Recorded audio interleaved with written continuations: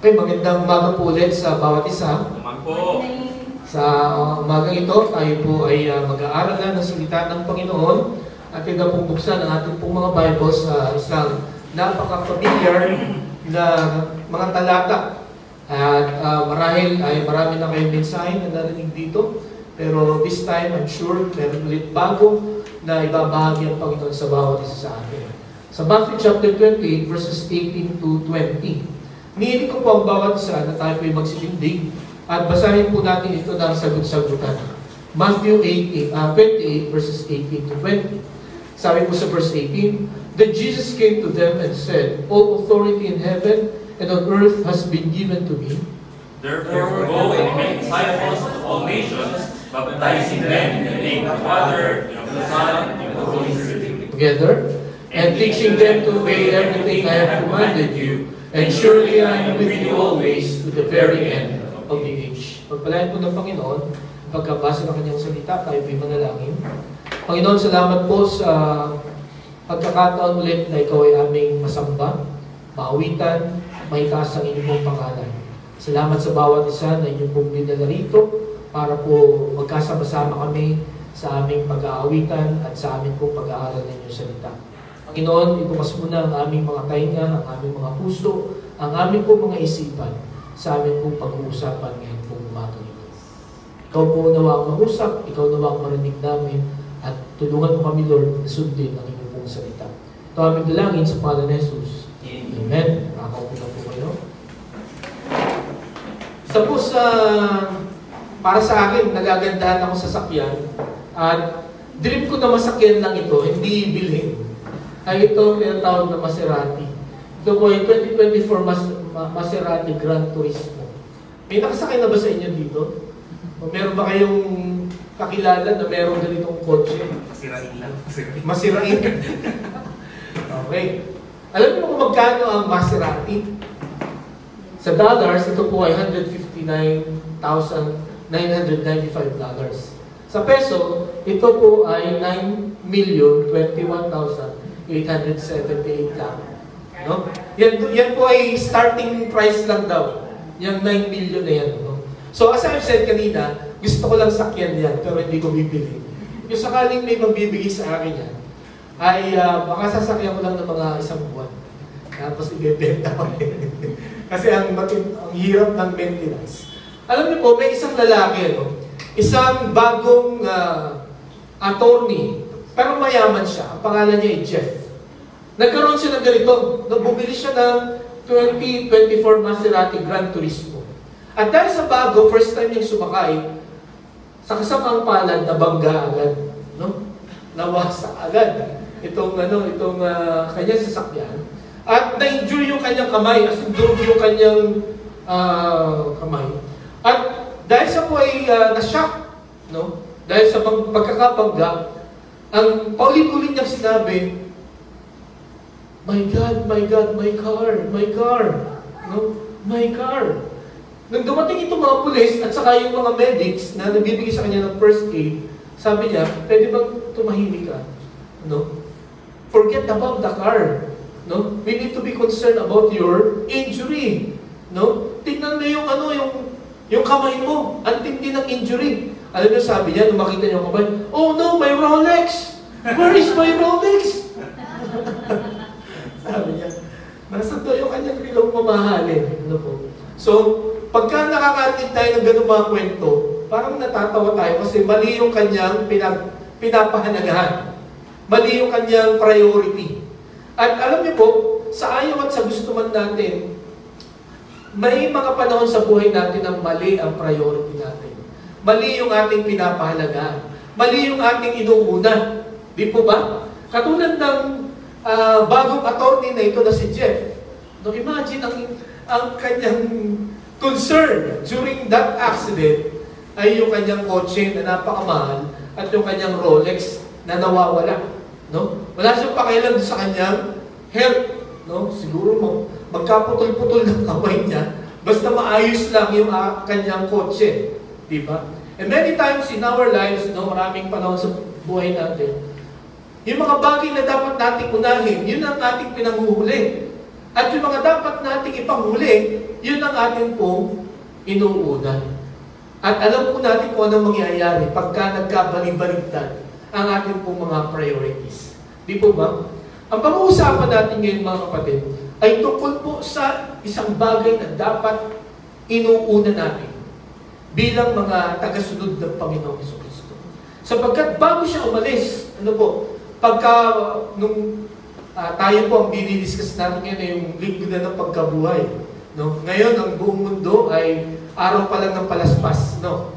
Kumbaga ay papunta pa lang sa suffering and death ng Panginoon. Pero ngayon ay kung ano ang sinabi ng Panginoon, ipinagbili ng Panginoon, no? Bago siya umalis. At itong bagay na ito, di ba alam po natin, na basta't may huling habilin ang isang tao, dapat tandaan mo yan at dapat gawin mo. Di po ba? 2 weeks before na mamatay po yung aming nanay, kinausap niya ako. No? Nasabi niya, Eleno, huwag ka muna mag-aral. Ako ay 4th year high school. Nakaset na ako na June. Mag-aaral ako. Yun ay May. Nakaset na ako na June. Mag-aaral ako. Ayaw kong tumigil, ayaw kong mahuli. No, sapagkat pagtatawanan ako ng mga kaklase ko. Kaya gusto ko on time. Pero sinabi niya sa akin, huwag ka muna mag-aral. No, tapos magtrabaho muna at suportahan mo itong dalawa mong kapatid. Okay? Itong si Elena, yung kakambal mo, at saka yung bunso mong kapatid. Yun ang kanyang huling gamitin sa akin 2 weeks before na siya ay mamatay. At sobrang bigat doon sa akin. Parang naku po, mahuhuli ako ng pag-aaral ko. No? At magtatrabaho kaya gagawin ko. At that time, nakaset na ako na magpapastor ako, papasok ko sa Bible School. Salamat talaga sa Panginoon dahil ang Panginoon ang gumawa ng paraan. Dinala sila sa Germany. At yun, mas naging maayos pa yung buhay niyan doon. No? Naging karoon sila maayos na education at saka ng trabaho. Kaya sabi ko, salamat Lord kasi hindi ko na burden yun. Pero yun nga, napakahalaga at saka hindi ko malilimutan yung huling nabilin ng aming nanay sa akin. Ito po, sa ating pag-aaralan ngayon, ay tungkol po sa huli niyang sinabi o huli niyang iniutos bago siya pumunta sa langit.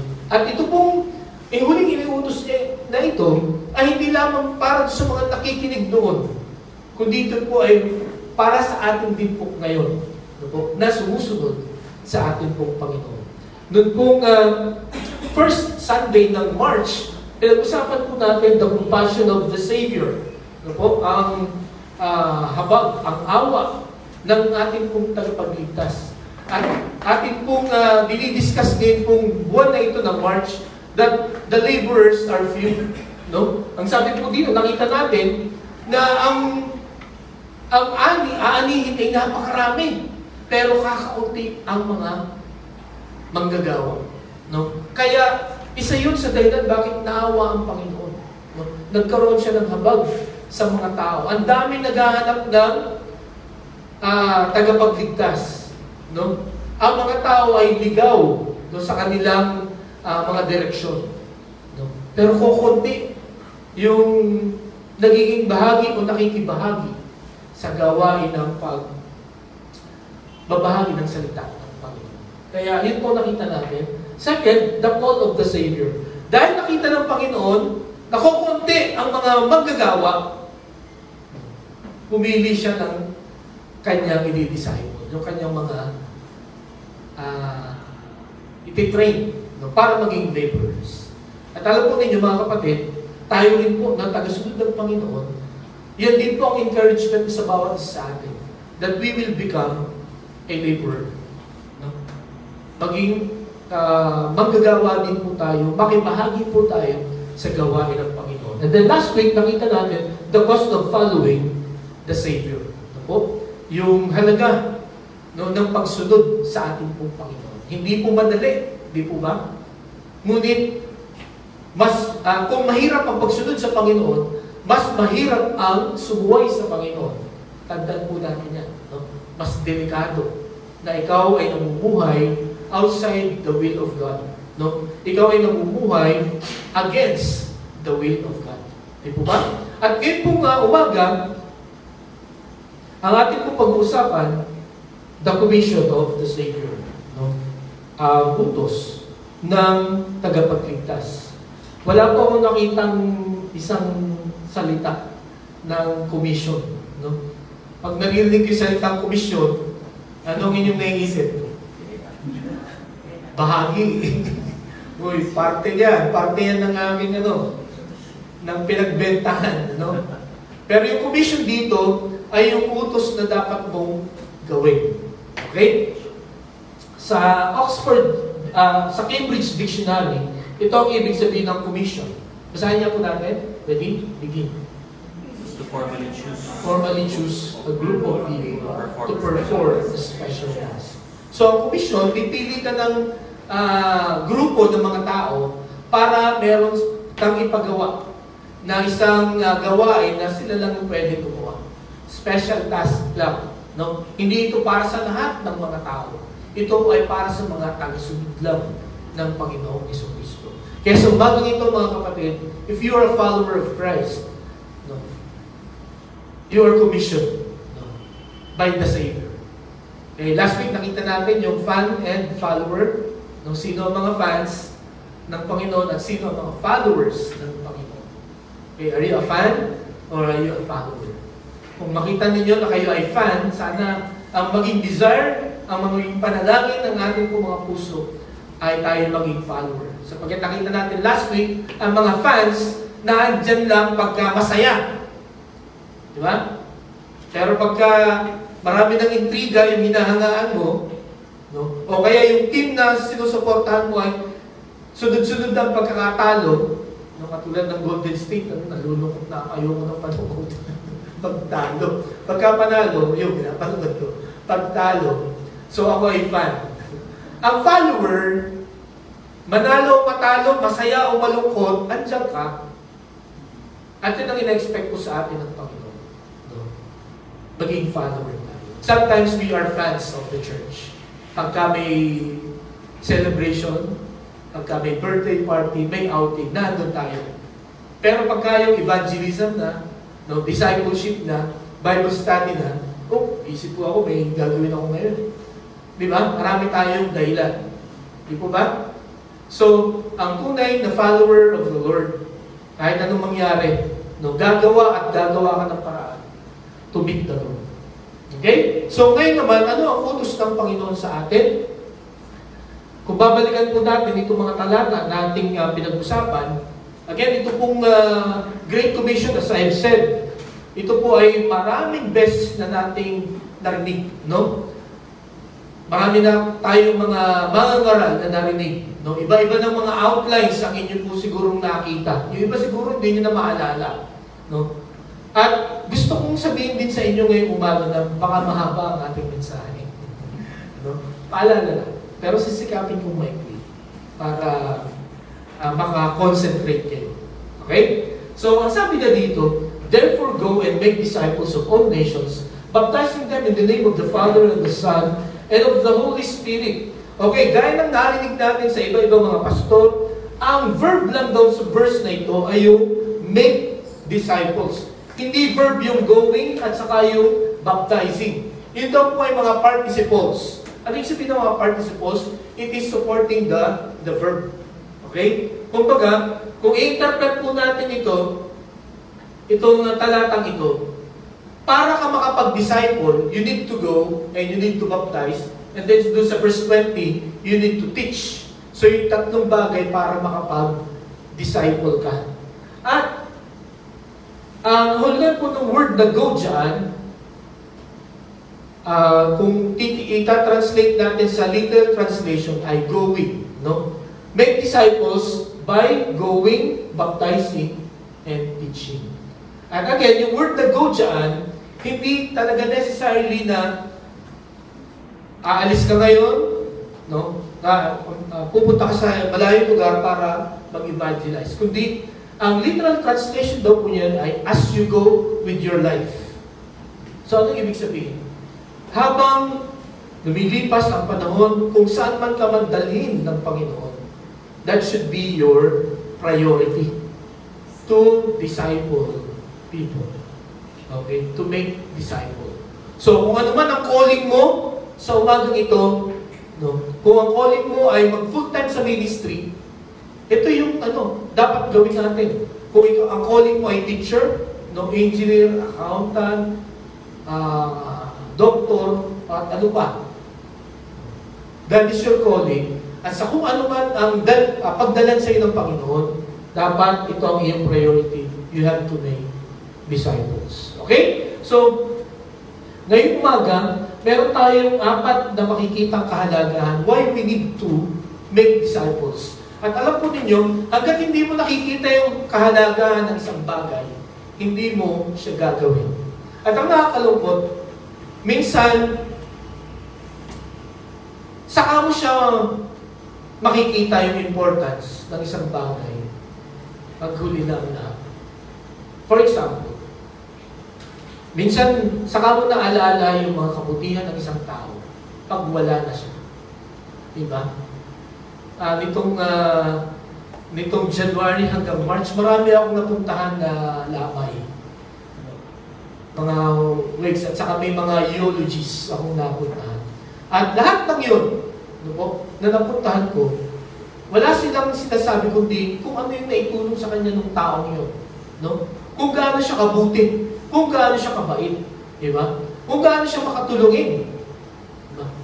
Sabi ko nga, nung nag-preach ako dun sa lamay ng aking bayaw, many times, pag buhay pa yung mga tao, ang sinasabi natin yung mga kapalpakan niya. Di ba? Yun ang, kumbaga, yun ang laging ine-emphasize ng mga tao. Pero pag namatay na, doon mo talagang sisikapin mong bigain.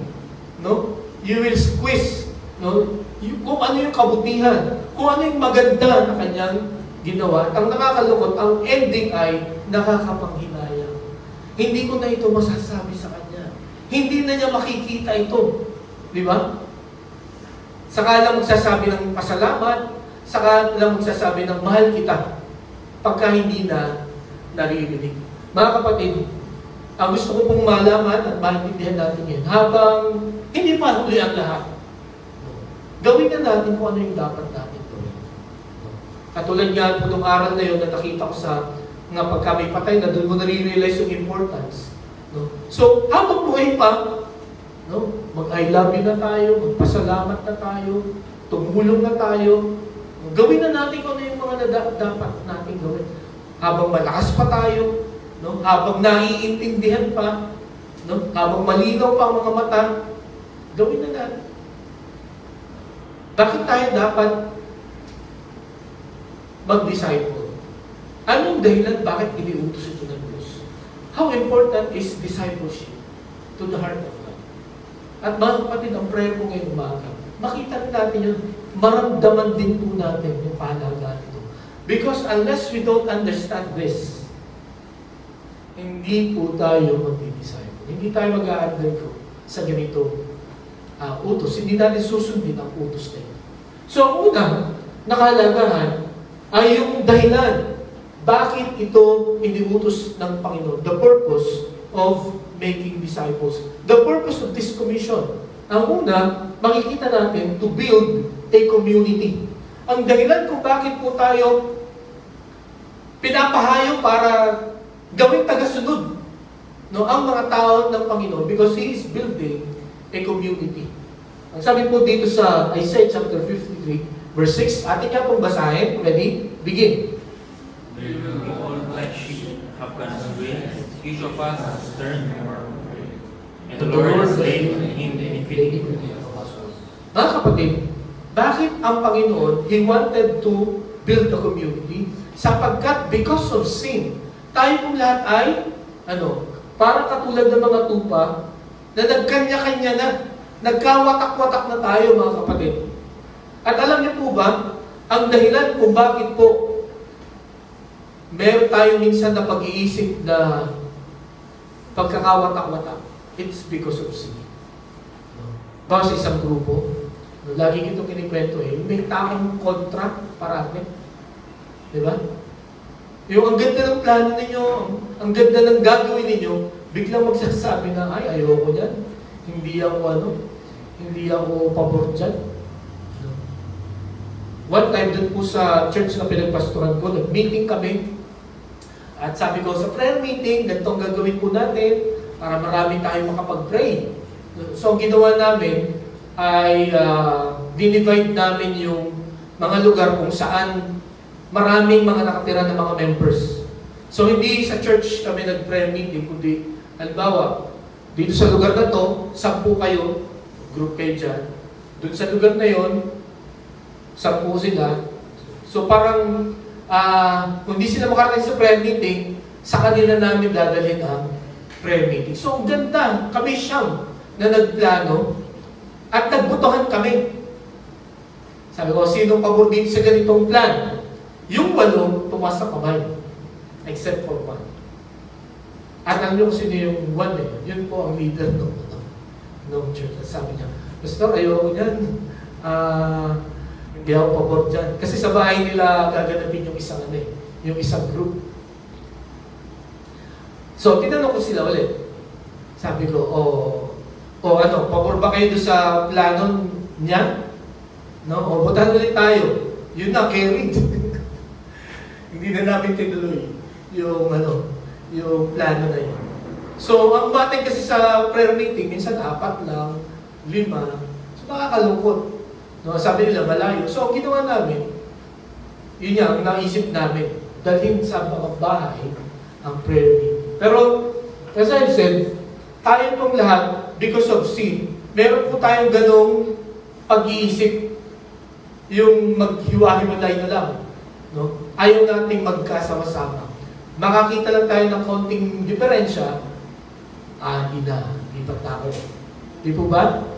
Pero mga kapatid, ang dahilan kung bakit po tayo dapat mag-disciple, no? Ang gusto ng Panginoon is for us to build a community. He wanted to gather us again, no? To bring us back to Him. Okay? Sapagkat katulad ng verse na ito, because of iniquity, tayo po ay nagkahiwa-hiwalay. Nagkanya-kanya po tayo. Okay? Ang sunod, sabi sa Matthew 16:18, And I say also unto thee, that thou art Peter, and upon this rock I will build my church, and the gates of hell shall not prevail against it. So tingnan ninyo, yung pattern. No? Ang Panginoong Jesucristo, nung siya'y pumunta dito, sinabi na kay Pedro, upon this rock. No? So alam natin na yung rock dyan ay hindi si Peter. Okay? Kundi ang Panginoong Jesucristo, upon this rock, I will build my church. At alam po natin ang ibig sabihin ng church, called out ones, mga tinawag. Buhat sa kasalanan. Tinawag buhat sa kadiliman, papuntang kaliwanagan. Okay? So yun po ang gusto ng Panginoon. No? To build a community. So ito pong utos na ito ay hindi para lang may magawa tayong lahat. Hindi lang para mahirapan tayong lahat. No? Hindi ito para sirain ang ating schedule. Sirain ang ating mga pinapahalagan sa buhay. Kundi the purpose of this verse, no, of this commission, ay para tayo po ay pag-isahin ulit. Tayo po ay magkasama-sama ulit. Ang saya, di ba? Pagka yung magkakasama tayo na ang dahilan ay dahil sa Panginoong Jesucristo. Diba ba? At ito po ang gusto kong makita ni natin. Ang sabi sa Psalm 138 verse 7. Basahin niya po natin ulit. Ready? Begin. You preserve my life. You stretch out your hand against the anger of my foes. With your right hand, you save me. Ito po ang gusto kong makita natin sa talata ito. Ito ang dahilan kung bakit gusto ng Panginoon na mag-build ng community. Because when you are with God, you are safe. Okay? Ligtas ka. No? May protection ka. Pero pagka ikaw ay humiwalay sa Panginoon, no? Yung ginagawa mo ay outside the will of God, sabihin ko po sa inyo, nasa delikado kayong sitwasyon. Nasa delikado kayong lugar. Kasi sabi ni Haring David, alam niyo si Haring David, yan ang lagi ko pong sinasabi sa inyo, ito ang hari na maraming gustong pumatay. Even his son wanted to kill him. Imagine that, napaka-sakit nun sa isang tatay. Pinalaki mo, sinuportahan mo, tapos paglaki niya, gusto ka niyang patayin. Gusto niyang agawin yung trono mo. Diba? At ang ginawa ni King David, siya ay tumakas. Pero hinabol siya ng anak niya. Diba? Nakakalungkot yun. Tapos sa mga pupuntahan niya, gusto rin siyang patayin. Dahil tinalo niya sila. Pero sabi niya dito, though I walk in the midst of trouble, you preserve my life. You stretch out your hand against the anger of my foes. With your right hand, you save me. Mga kapatid, ngayong umaga, hindi po sinasabi ng Panginoon na pagka nasa Kanya ka, wala nang trouble. Marami pa rin problema. Marami pa rin pagsubok. Pero sabi niya ni Haring David, you preserve my life. Iingatan mo ako. No? And then sabi pa niya, you stretch out your hand against the anger of my foes. Ipagtatanggol mo ako. No? Puprotektahan mo ako sa mga kalaban ko. No? With your right hand, you save me. Yun po ang dahilan bakit nag-build ng Panginoon ng community. Para maprotektahan po tayo ng Panginoon. Diba? So, yun po ang dahilan. No, kung bakit sinabi na, go and make disciple. So, yun po ang una. Ang pangalawa na dahilan, to bind us in unity. No? Hindi lamang para tayo po ay ipunin, kundi tayo po ay kanyang ibigkis din para magkaisa po tayo. Di po ba? Ang sabi po dito sa John 17 verse 23, basahin niya po ulit natin. Ready? Begin. I in them and you in me, so that they may be brought complete unity. Then the world will know that you sent me and have loved them, even as you have loved me. Ito ang gusto ng Panginoon na mangyari sa bawat isa atin. Hindi lamang tayo maipon, kundi tayo po ay magkaisa. Okay? Magkaisa ng layunin, magkaisa ng sinasamba. No? Magkaisa ng pananaw sa buhay. Di po ba? Magkaisa ng misyon sa ating po buhay. At ito po ang maganda na sinabi ng Panginoon, that the world will know that you sent me and have loved them even as you have loved me. Ang pagbuklod ng Panginoon sa bawat isa sa atin ay pag-ibig. Okay? Di ba sa mag-asawa, sabi ng iba, pagka wala ng pag-ibig, it's time to go. No? Sa mga mag-boyfriend, sa magkasintahan. No? Kasi ang pag-ibig yun talaga ang strong bond. No? Na nagkikip sa atin to keep moving forward. At sa community na binibuild ng Panginoon, ipinaramdam niya sa atin yung kanyang pag-ibig. Yun ang dahilan bakit po hindi na tayo pupunta sa impyerno, pupunta na tayo sa langit pag sumampalataya tayo sa Panginoong Jesucristo. No? And yung ginawa ng Panginoong Jesucristo, that is the expression of His love for us. At hindi lang po mga kapatid yun. Hindi lang sa mga bagay na yun, ipinahayag ng Panginoon yung pag-ibig niya. Kundi sa bawat araw ng buhay natin, ipinaparamdam niya sa atin ang kanyang pagmamahal. Di po ba? The fact na nandito po kayo ngayon, maayos ang ating mga insura, yan po ay isang patunay na tayo po ay mahal ng Panginoon. Dahil kung hindi tayo mahal ng Panginoon, baka hindi na tayo nakarating sa lugar na ito. Di po ba? So, salamat sa Panginoon doon. Ang sabi sa John chapter 13, verse 34 and 35, a new command I give you, love one another. As I have loved you, so you must love one another. By this, everyone will know that you are my disciples if you love one another. So, kung papasin niyo itong talatang ito. No? Ayun command I give you, love one another. 3 beses niya binanggit yung love one another. At alam po natin sa Bible, basta inulit yung isang utos, ang ibig sabihin, mahalaga yun. And you have to follow it. You have to do it. No? Magmahalan kayo sa isa't isa. Siguro ang tanong natin, paano ba yan, Pastor? Paano ba tayo magmamahalan sa isa't isa? Paano kung yung isa sa mga kasamahan natin talagang ang hirap mahalin sapagkat napaka tigas ng ulo, no? Laging hindi sumusunod. Diba? Laging kontra, paano yan? No? Sabi dito, sa John chapter 13, verses 14 to 17, basahin nga po ulit natin. Ready? Begin. Now that I, our Lord and teacher, have washed your feet, you also should wash one another's feet. I have set you an example that you should do as I have done to you. Very truly I tell you, no servant is greater than his master, nor is a messenger greater than the one who sent me.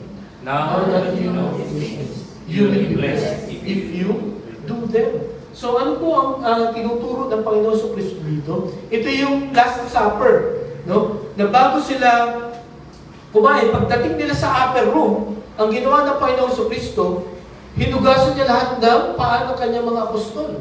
At yun nga, nabasa rin natin na ayaw ni Pedro muna. No? Pero sabi ng Panginoon, kung hindi ka magpapahugas ng paa, wala kang bahagi sa akin. Kaya sabi ni Pedro, siya, hindi lamang yung paa ko ang linisan, pati kamay ko at saka ulo mo. Pero alam niyo po, ang punto ng Panginoong Yesu Cristo dito, you need to serve one another. To express your love for one another, you need to serve. At dito po, ang pinakamababang trabaho ng panahon ng Panginoon sa Kristo ay yung tagahugas ka ng paa. Ngayon, binabayaran yun eh. Pagpapa-foods pa ka. Di ba? Ang mahal ng bayan. Naka-uniforme ang mga maglilinis. Diba? Pero noon, iba ang foods pa. No? Libre. At saka ang gagawa nito, yung slave, no? Alipin. Imagine, ginawa ito ng kanilang teacher, no? Ng kanilang leader. Parang, nakakahiya. But he did. Bakit daw? Sabi niya, sa verse 15, I have set you an example that you should do as I have done to you. At ang sabi niya dito sa verse 17, now that you know these things, you will be blessed if you do them. Kung paglilingkuran daw natin ang isa't isa, we will all be blessed. Pagpapalain tayo ng Panginoon. No? Kaya mga kapatid, dito po sa CGBC Satellite, sa CGBC Family, ano po? Pagka tayo po'y pupunta sa church, ano po ang nasa isip natin? Ano ang ina-expect natin? No? Kung ang ina-expect po natin ay tayo ang magsilbihan, ma-disappoint talaga tayo. Pero kung ang ating pong mindset, ang ating motivation is to serve others, magiging excited po tayo. Sapagkat napakarami ang may pangangailangan. At sabi niya, you will be blessed. When you serve one another, you will be blessed. At yan po ang magbubuklod sa bawat isa sa atin. O ang bawat isa sa atin ang nasa isip, kaya ako pupunta sa church, is to serve. Diba? Not to be served, not to serve. Ganda. Ang ganda po ng ating pong relationships. Pagka ganun ang ating nasa isip. At yan po ang paraan to express our love for one another. Let us serve. So, ngayong umaga, kumusta ang inyong mga puso? Why are you here? No? Bakit kayo nagpunta dito? So, maganda na ito ang ating nasa isip. I will go to church to serve. Okay? So, yun po ang pangalawa na purpose. Pangatlo, to bring us to eternity. Para dalhin tayo sa buhay na walang hanggan. Okay? Ang sabi sa John 14, 1-3, don't let your hearts be troubled. You believe in God, believe also in me. My Father's house has many rooms. If there were not so, would I have told you that I am going there to prepare a place for you? And if I go and prepare a place for you, I will come back and take you to be with me, that you also may be where I am. Okay? So, sino yung mga dadalhin ng Panginoon? Those who believe in God and those who believe in the Lord Jesus Christ. Okay? Those who follow me. No? At ang gusto ng Panginoon, hindi lamang itong mga ito ang dalhin sa langit, kundi tayo din. No? Kaya we need to make disciples para po tayo ay dalhin ng Panginoon for us to live not only in this life but to live forever. Sabi pa dito sa 1 Thessalonians chapter 4 verse 17, basahin niya po natin. Ready? Begin. After that, we are still alive and are left to be caught up together with them in the clouds to meet the Lord in the air. And so we will be with the Lord forever. Mga kapatid, sa muling pagbabalik ng Panginoon, pag kinuha na niya tayo, lahat na tayong sumunod sa Panginoon, lahat tayo na sumampalataya sa Kanya, we will live with Him forever. Not for life. No, not for 100 years. Not for 1 million years. But forever. Imagine that. No? Napaka-laking pagpapala at biyaya ng Panginoon sa bawat sa atin. Every time po nababasa ko itong mga ganito, na promise ng Panginoon, parang sabi ko, pag titignan ko yung aking buhay, ba't kaya ako bibigyan ng ganito na biyaya ng Panginoon? No? Kumbaga, kung iisa-isahin ng Panginoon yung mga kasalanan na ginagawa ko everyday, ay deserve ko talaga na itapon sa impyerno. O ba? Kung iisa-isahin ng Panginoon mga kasalanan natin na ginagawa everyday, talagang dapat itapon tayo sa impyerno. But because of His mercy and grace sa bawat sa atin, sinubo niya ang Panginoong Kristo. Hindi para mamasyal dito sa lupa. Hindi para i-display ang kanyang kapangyarihan. But to suffer and die to save you and me. Kung sasampalataya tayo sa Panginoon. Napaka-laking biyaya po ito. Kaya dapat, mga kapatid, ang magiging reaksyon natin dito ay talaga magpakumbaba tayo sa Panginoon. Wala tayong pwedeng ipagmalaki. At kung ano man ang iutos niya, gagawin natin, di ba? Sapagkat napakalaking biyaya nito. No, you will live forever. No? So, ito po ang dahilan kung bakit inutusan tayo ng Panginoon to make disciples. Para makasama niya tayo magpa sa walang hanggan. So, yun po ang makita natin. Ang una. And then, ang pangalawa, makikita natin dito sa Matthew chapter 28, 18 and 19. Sabi yan, then Jesus came to them and said, all authority in heaven and on earth has been given to me. And then sabi yan, therefore go and make disciples of all nations. So, ang pangalawa, nakahalagahan. Bakit po tayo kailangang mag-disciple? Hindi lamang yung purpose nito, kundi yung power. No? The power that is given to us. Ang kapangyarihan na ibinigay sa atin ng Panginoon to accomplish making disciple or to accomplish this commission. No? Kung babalikan natin yun, kung babalikan natin ito, all authority in heaven and on earth has been given to me. So, hindi sinabi niya na some of the authority was given to me. Hindi many authorities was given to me, kundi all. Lahat.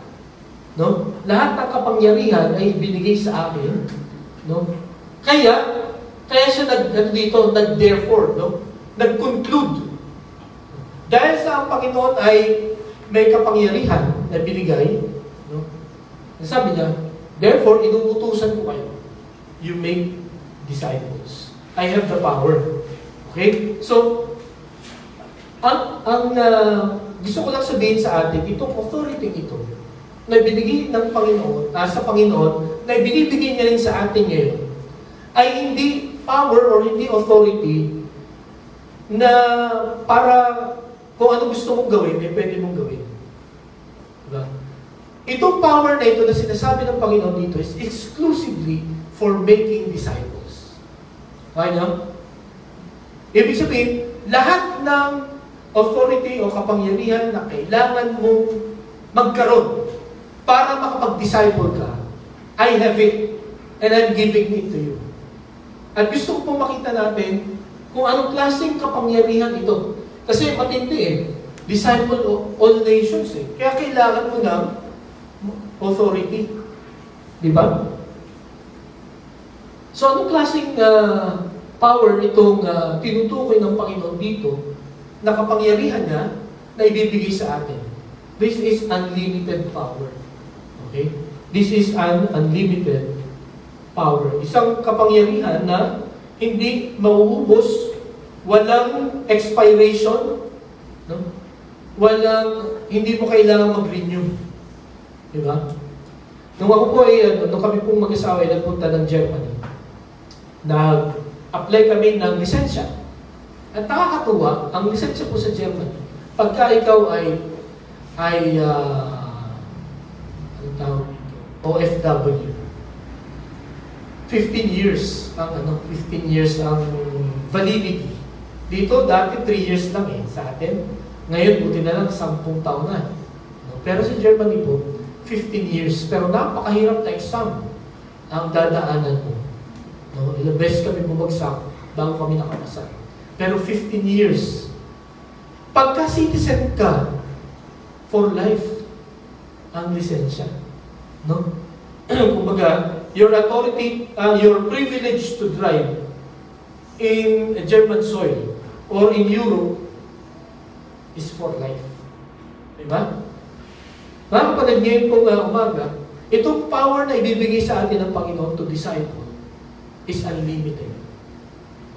Habang nabubuhay tayo, ay meron po tayo authority. By the way, ang ibig sabihin po ng authority dito ay means warrant, ability, right to do something. Okay? Kumbaga, ito ay parang permit or kakayahan na gawin ang isang bagay. Yun pong ibig sabihin ng authority dito. At yan ang ibibigay sa atin ng Panginoon limitlessly. Kumbaga, nang walang hangganan. No? Kung halimbawa sa oras na ito, you will decide to make disciples, God will give you the authority. God will give you all the power that you need. No? God will give you all the permission that you need. No? Para makapag-disciple. Diba? So again, itong authority dito ay hindi binigay para gawin mo lang kung ano yung gusto mo. Kundi itong authority dito is exclusively for making disciples. Okay? Kaya kung halimbawa natatakot tayo or parang vague sa atin itong pagdi-disciple, no? Paghanap ng susunod, mga tagasunod ng Panginoong Kristo, ay huwag po tayong mag-alala because God has given us the authority to do it. Okay? Hindi lamang po ito unlimited, but it is unstoppable. Walang pwedeng pumigil po ng kapangyarihan ito. Ano po? Ito po ay magpapatuloy. Sabi nga sa Matthew chapter 24, verse 35, Heaven and earth will pass away, but my word will remain. Will never pass away. So itong salita po natin ituturo, no? Yun po ay mananatili. Ang langit at ang lupa ay mawawala, matatapos, pero itong salita ng Diyos ay mananatili. Yan po ang ating ituturo, no? Sa ating pong pagdidisciple. Kaya, it is going to be unstoppable. No? Kaya kung halimbawa sa umagang ito, we will decide to make disciple, we will decide to follow. No? Ito pong commission na ito, sabihin ko po sa inyo, no one can stop you. Okay? Kahit na yung mga authorities, yung mga nagbabawal sa atin, the Lord will do, no? Gagawin niya yung isang bagay para kayo ay magtuloy-tuloy. Katulad po ng nangyari sa mga apostol. Okay? Ang daming pumipigil sa kanila, ang daming pumapatay, gustong pumatay. In fact, pinagpapatay silang lahat. But the Word of God, the discipleship, remains. Kaya nga po tayo nandito ngayon because of their sacrifices. At kung tayo po ay patuloy na susunod sa utos ng Panginoon, marami pa po makakilala sa Panginoon. Hindi natin alam kung kailan darating siya, pero one thing is sure, magpapatuloy po ang plano ng Panginoon sa bawat isa. Okay? So, hindi lamang po ito unstoppable but unbreakable. No? Walang sino man ang makakaputol nito, no? Makakapagpatigil nito. Kaya nga, sabi ng Panginoon sa Acts chapter 1, verse 8, "But you will receive power when the Holy Spirit comes on you, and you will be my witnesses in Jerusalem, and in all Judea and Samaria, and to the ends of the earth." Kaya mong ma-reach out itong mga places na ito kung ikaw ay mag-disciple. No. Why? Because we have the power. God has given us the power. No one can break us because of that power. Sabi ni Apostol Pablo, "For I am ashamed of the gospel of Christ, for it is the power of God to salvation to everyone who believes, for the Jew first and also for the Greek." Yung Jew at saka yung Greek, yun po yung category lang nung panahon na yun. No? Pag hindi ka Hudyo, Grego ka. Pag hindi ka Grego, Hudyo ka. Parang yun niya sa Mindanao, pag hindi ka Muslim, Christian ka. Pagka hindi ka Christian, Muslim ka. Parang ganoon lang yung category nila. Ang ibig lang sabihin, kahit sinong tao, you can share the word and you can disciple. No one can stop you. No one can break you. Okay? So, yun po ang makikita natin dito po sa utos na ito. And then, ang pangatlo, pansinin nyo yung mga highlighted, "Go of all nations, baptizing and teaching." Okay? So, makita natin yung purpose, yung power, and then ang pangatlo, the process. Una, nung sinabi na you go, it should be intentional. Mga kapatid, pagka nag-disciple ka, hindi ka maghihintay na lumapit sa'yo yung mga tao para mag-disciple. Although may mga taong gano'n, na disciple mo naman ako. May mga taong gano'n, no?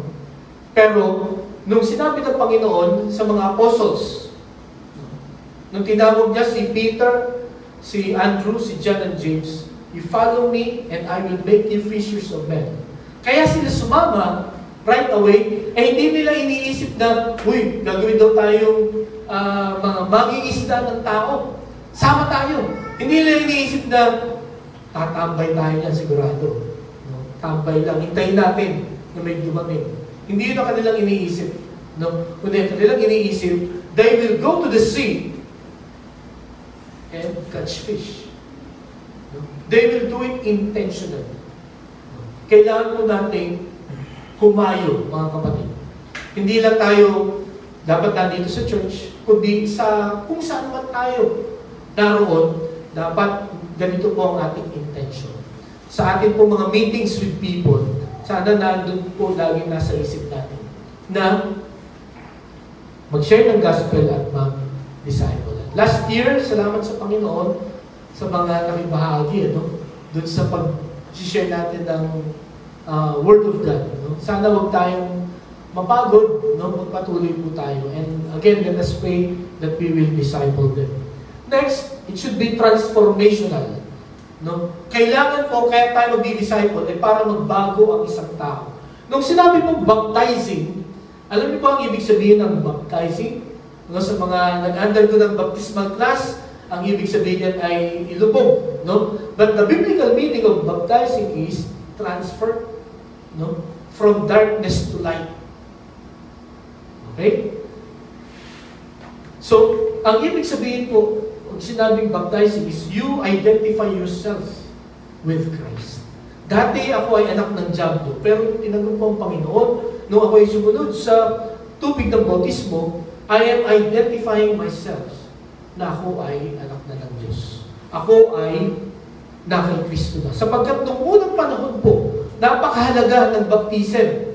Sapagkat pag nagpabaptize ka noon, ng panahon ng Panginoon Kristo, ibig sabihin, hindi ka sasampalataya sa teaching ng mga religious leaders, kundi ang susundin mo na ay yung teaching na nag-baptize sa'yo. Alam niyo ba na ang Panginoon sa Kristo ay nag-baptize din? Sa John chapter 4, hindi ko na naging dyan. John chapter 4, verses 1 and 2. Sabi po dito, the Pharisees heard that Jesus was gaining and baptizing more disciples than John, although in fact it was not Jesus who baptized but his disciples. Okay? So, dito po, no, na kumbaga naalarma yung mga Pharisees sapagkat mas maraming mga nagiging tagasunod si Jesus kaysa kay John the Baptist. Dahil siya ay nagbabaptize. Pero, ang nagbabaptize talaga doon ay mga disciples niya. So, ano po ang ibig sabihin? Ang ibig sabihin when you baptize yung iyong disciple, ang ibig sabihin po, nagbago siya, nagbago ang kanyang buhay. Hindi nagbago ang buhay niya dahil siya ay binautismuhan, kundi ito po ang gusto kong makita natin sa baptism. Ito po ay expression, outward expression ng change sa inyo po puso, ng pagbabago. Ito po ay outward expression na tinanggap mo si Jesus bilang sariling tagapagligtas. Hindi ka na magpapabautismo para maligtas. Magpapabautismo ka dahil ligtas ka na. Okay? Nakuha niyo po yun? So, yun po ang ibig sabihin. No? So, ito po dapat ang nasa isip natin when we disciple people, no? Na by the grace of God, matransform sila. And then, it should be educational. Teaching them to obey all things na mga itinuro ko sa iyo. Siguro, ang sabihin natin, pastor, hindi na ako marunong magturo. No? Kaya alam niyo po maganda yung sa discipleship one-on-one. Kahit hindi ka structured magturo katulad ng mga pictures. At ang maganda dito, you teach everything that I have taught you. So ano pong ibig sabihin ng Panginoon dyan? Ang ituturo mo lang ay kung ano yung itinuro sa'yo. Sometimes kaya takot tayo magturo, may iniisip tayong ibang ituro na baka hindi natin kayang i-defend. No? O kaya baka may tanungin tayo na hindi natin alam sagutin. Diba? Tandaan niyo po ito mga kapatid, ang ituturo lang natin ay kung ano yung itinuro sa atin. Kung ano yung ibinigay sa atin. Ang pwede lang natin ibigay ay kung ano yung ating tinanggap. Okay?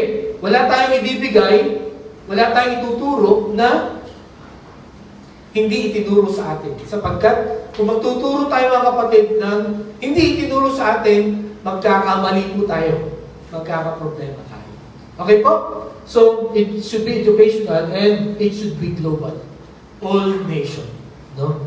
Lahat po ng yung nation dyan, hindi yung mga bansa. Hindi yung pupunta sa mga iba-ibang bansa para mag-disciple. Kundi ito pong ibig sabihin ng all nation dyan, all languages, no? Lahat ng klase ng mga tao dapat ay i-disciple.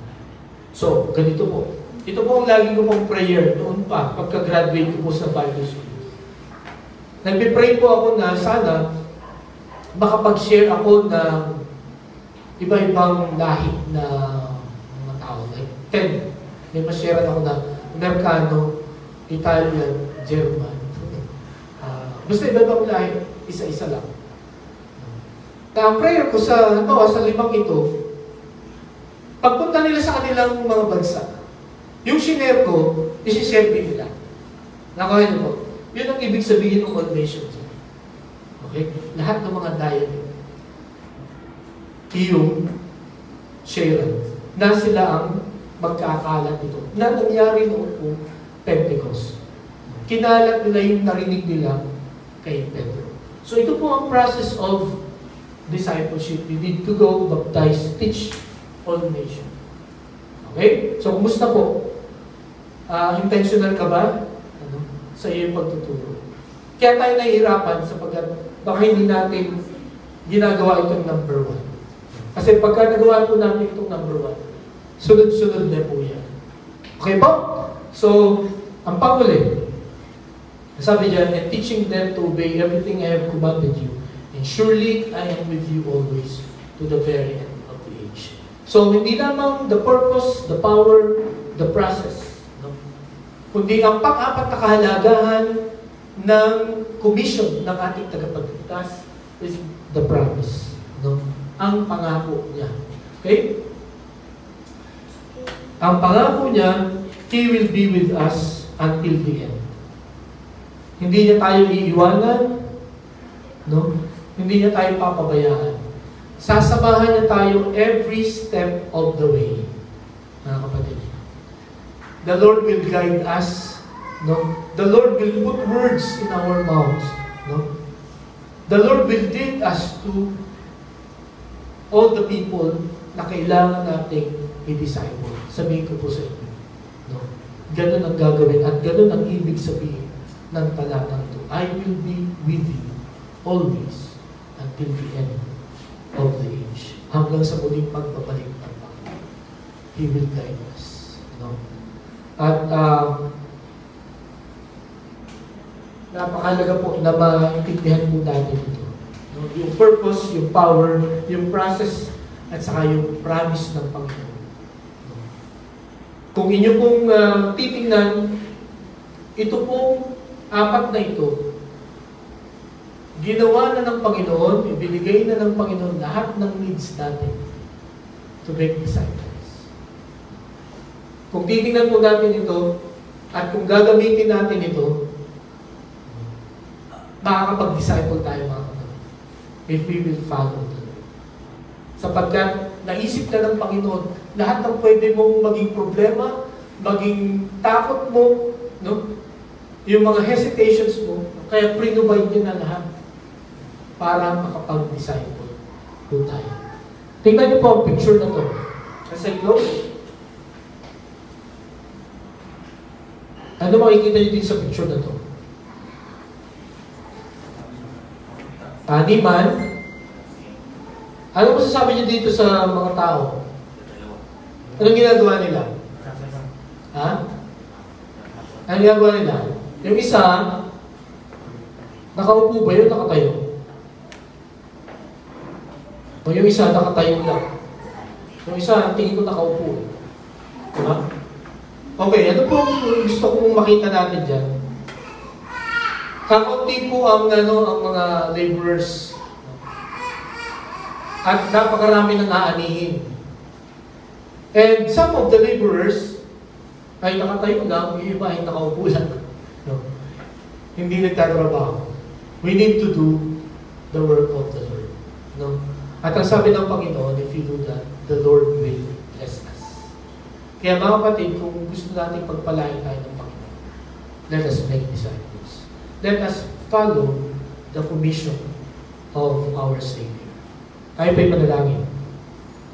Salamat Panginoon sa paalala mo sa amin. Salamat po sapagkat ginawa mo na ang lahat, ipinagkaloob mo na ang lahat para maging kabahagi kami ng pagdidisipulo. Salamat Panginoon sa dahilan kung bakit gusto mong gawin ito. Gusto mo na ibalik kami sa inyo. Gusto mong guminhawa ang buhay namin sa muling pagbabalik. Gusto mong ma-experience namin, Panginoon, ang everlasting life. Ang kaligayahan na walang katapusan. At salamat po sapagkat sa kabila ng hindi kami karapat-dapat, ay kami, Panginoon, ginawa mong kabahagi, kami rin ay inyong iniligtas. Kaya Lord, bigyan mo rin kami ng malalim na pagmamahal at awa sa mga tao na hindi pa nakakakilala sa inyo. Maaaring ito ay mga mahal namin sa buhay, katrabaho namin, kaklase namin, kapitbahay, kamag-anak. Lord, help us to share your word and to disciple them. Help us to give our best, Lord, para sa inyo, sapagkat malapit nang bumalik ang Panginoong Yesus. Ito ang aming dalangin sa pangalan ng Jesus. Amen. Ulitin po natin itong closing hymn. Ito po ay